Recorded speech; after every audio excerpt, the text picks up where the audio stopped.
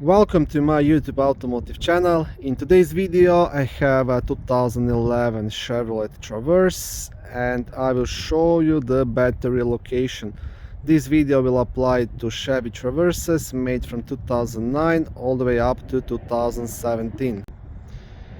Now most of the vehicles will have the battery under the front hood and some of them in the trunk area, but Chevy Traverse has the battery just behind the passenger seat.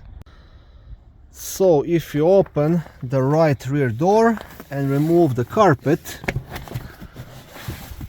okay, the battery will be located just under this cover right here.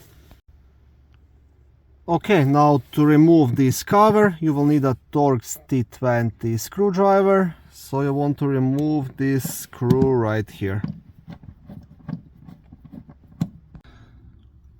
Okay, and once you have the screw out, you can completely remove this cover and access the battery.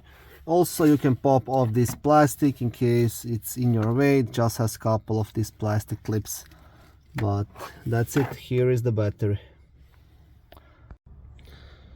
Thank you for watching my video. I hope it was helpful and educational. If it was, please like it and consider subscribing to my YouTube automotive channel.